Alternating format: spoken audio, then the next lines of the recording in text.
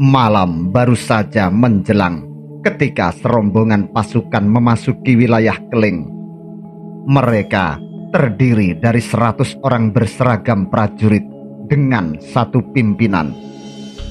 Asap kemenyan gaharu baru saja mengepul dari berbagai tempat, terutama di bawah pepohonan besar.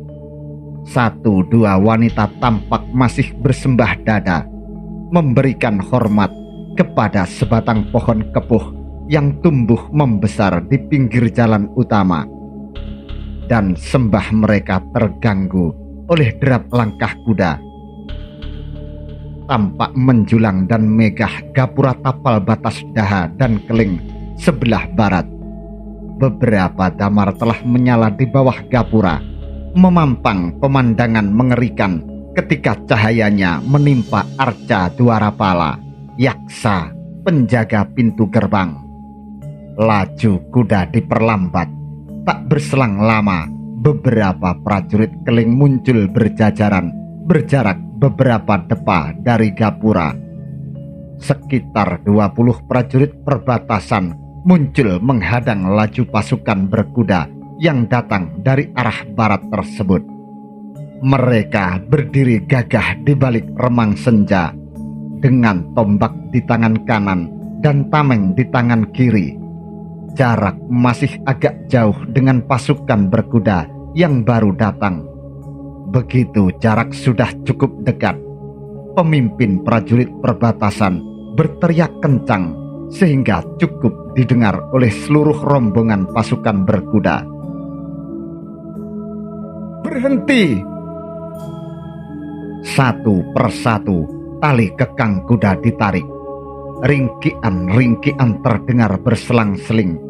Beberapa kuda menjejak-jejakkan kaki sambil mengangguk-angguk. Pemimpin prajurit perbatasan Keling bergerak mendekat. Hanya dia yang tidak membawa tombak ataupun tameng. Sarwohayu, rombongan dari mana? Penunggang kuda terdepan segera turun dari pelana. Dia bersembah dada, menyusul seluruh prajurit turun dari kuda masing-masing. Aku Tegal Besung, utusan dari Gel-Gel Bali Dwipa. Kami pasukan Dulang Mangap. Mohon perkenan memasuki wilayah Keling. Mendengarnya, pemimpin prajurit perbatasan Keling sedikit terkejut. Dia telah mendengar nama Idewa Tegal Besung, Cicit dan Acarya Kepakisan, Guru Mahapatih Gajah Mada, serta merta dia bersimpuh dan bersembah. Nuwun agung ring pangaksomo Raden. Seluruh prajurit perbatasan Keling pun melakukan hal yang sama. Cukup, bangkitlah kalian. Didahului sang pemimpin prajurit perbatasan, seluruh prajurit Keling bangkit dari simpuh mereka. Singgih Raden, sebuah anugerah manakala Cicit dan Acarya Kepakisan berkenan pulang balik ke tanah leluhurnya. Idewa Tegal Besung tersenyum. Ya, Keling adalah tanah leluhurnya. Di tanah ini 4 bersaudara Maharesi dilahirkan oleh sang Rakawi Empu Wiranata atau Empu Tantular Kanem. Mereka adalah Dangyang Semaranata, Dangyang Panawasikan, Dangyang Siddhimantra, dan Dangyang Kepakisan. Tidak heran jika orang-orang Keling masih menghormati dirinya sebagai Trah Empu Wiranata, meskipun setelah lama tinggal di Keling.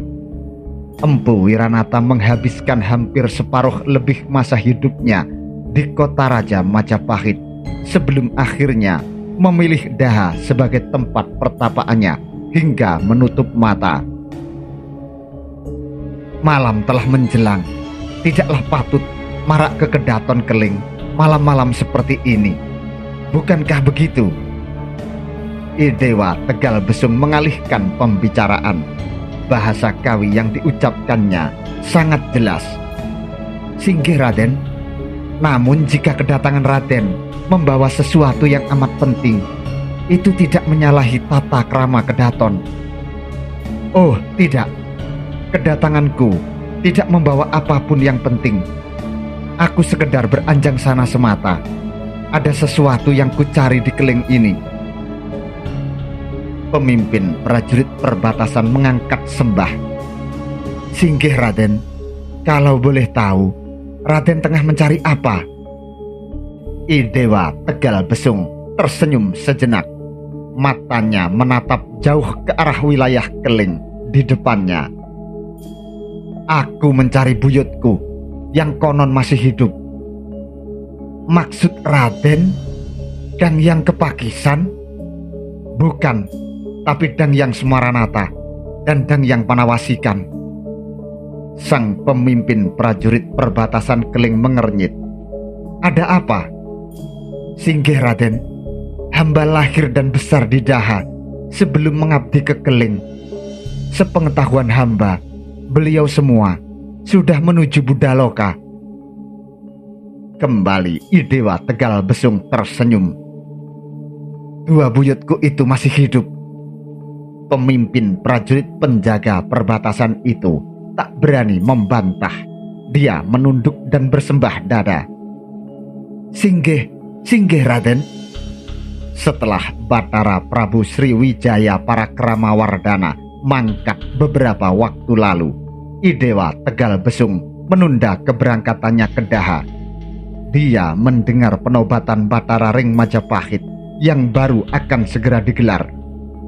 Untuk itu, dia memutuskan tetap tinggal di lingkungan Kedaton dan menunggu upacara besar penobatan Maharaja Majapahit dilaksanakan. Dan begitu upacara penobatan Batara Ring Majapahit yang baru paripurna, Idewa Tegal Besung pun mohon pamit kepada Batara Prabu Sri Raja Sawardhana. Batara Ring Majapahit yang baru. Daha adalah tujuan selanjutnya. Kerajaan Daha berada di bawah kekuasaan Bredaha Kapanca, Dyah Jayaswari, janda mendiang Batara Prabu Sriwijaya Parakramawardhana. Idewa Tegal Besung menyempatkan diri untuk menghadap ke Kedaton Daha. Dia diterima dengan sangat baik oleh Bredaha Kapanca, Dyah Jayaswari, yang juga baru saja pulang dari Trowulan untuk mengikuti upacara penobatan Batara Ring Majapahit. Daha adalah pusat para rohaniawan. Di Daha banyak pasraman yang bisa ditemui. Bekas pasraman Empu Wiranata yang mendapat gelar Empu Tantular Kanem juga ada di Daha. Tantular bermakna teguh, tidak goyah, tidak bergerak, tiada berubah. Gelar ini diberikan kepada para Rakawi keturunan Dang Yang Empu Sedah yang hidup pada Sakawarsa 987 hingga 1107. Dang Yang Empu Sedahlah yang pertama kali mendapat gelar Sang Rakawi Empu Tantular tersebut dari para Brahmana Siwa Buddha karena keteguhannya menerima hukuman penggal kepala dari Prabu Jayabaya, penguasa Daha, penyembah Wisnu, jauh-jauh hari sebelum Singasari, apalagi Majapahit berdiri. Dan Empu Wiranata adalah keturunan kelima Dang Yang Empu Sedah. Kepasraman Empu Wiranata itulah Idewa Tegal Besung mengarahkan pencariannya. Dia tahu di pasraman leluhurnya tersebut dia tidak bakalan menemukan Dang Yang Semaranata dan Dang Yang Panawasikan. Namun dia berharap bisa menemukan sedikit warta tentang mereka. Seperti yang sudah didengarnya, di pasraman tersebut tidak satupun keturunan Sang Rakawi Empu Tantular Kanem yang tinggal. Pasraman tersebut dikelola oleh Dang Acarya Empu Sunyaraga. Dialah yang meneruskan pengajaran keagamaan di sana. Putra-putra Dang Acarya Empu Wiranata atau Empu Tantular menyebar ke berbagai tempat. Perihal putra bungsu Empu Wiranata, Dang Yang Kepakisan, tidak diketahui lagi di mana tempat pertapaannya setelah murid kesayangannya Mahapatih Gajah Mada melakukan kesalahan dalam Perang Bubat pada Sakawarsa 1279. Begitu juga putra Dangyang Kepakisan, Sri Soma Kepakisan, pun tidak diketahui di mana tempat pertapaannya. Putra dari Sri Soma Kepakisan ada 4 orang. Pertama, Sri Juru Kepakisan. Kedua, Sri Bima Sakti Kepakisan. Ketiga, Sri Dewi Kepakisan. Dan yang bungsu, Sri Aji Kresna Kepakisan. Keturunan-keturunan Brahmana ini lalu dijadikan kesatria. Brahmana yang dikesatriakan oleh Batara Ring Majapahit Katelu, Sri Tribuana Tunggadewi Jaya Wisnuwardani, atas usulan Rakrian Mahapatih Gajah Mada. Sri Juru Kepakisan ditunjuk sebagai penguasa Balambangan. Sri Bima Sakti Kepakisan ditunjuk sebagai penguasa Panarukan, wilayah Paguhan. Sri Dewi Kepakisan ditunjuk sebagai penguasa Sumbawa, dan Sri Aji Kresna Kepakisan ditunjuk sebagai penguasa Bali Dwipa. Sri Aji Kresna Kepakisan inilah ayah kandung Idewa Tegal Besung. Semua putra Sri Soma Kepakisan tersebut diangkat sebagai penguasa pada Sakawarsa 1272, tepat beberapa bulan sebelum beliau lengser dari tahta. Putra ketiga Empu Wiranata, yaitu Dangyang Siddhimantra, juga tidak diketahui tempat pertapaannya.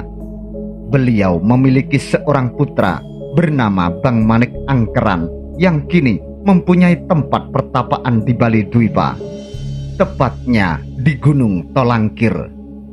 Putra kedua Empu Wiranata, Dangyang Panawasikan, dulu diketahui memiliki pasraman di Paguhan.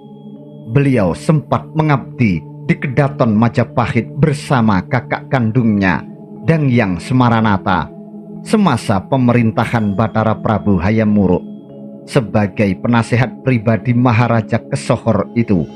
Namun kini keberadaan keduanya seolah raib ditelan bumi. Kedatangan Idewa Tegal Besung ke pasraman Sang Rakawi Empu Tatularkanem mendapat penghormatan luar biasa dari Dang Acarya Empu Sunyaraga dan para siswanya. Kedatangannya disambut dengan pembacaan Kakawin Purusyada Santa, buah karya Empu Tantularkanem. Dang Acarya Empu Sunyaraga sendiri adalah putra Dang Acarya Empu Sunyatma. Dang Acarya Empu Sunyatma adalah putra Dang Acarya Empu Sunyata Jati. Dang Acarya Empu Sunyata Jati adalah siswa Empu Tantularkanem yang terutama.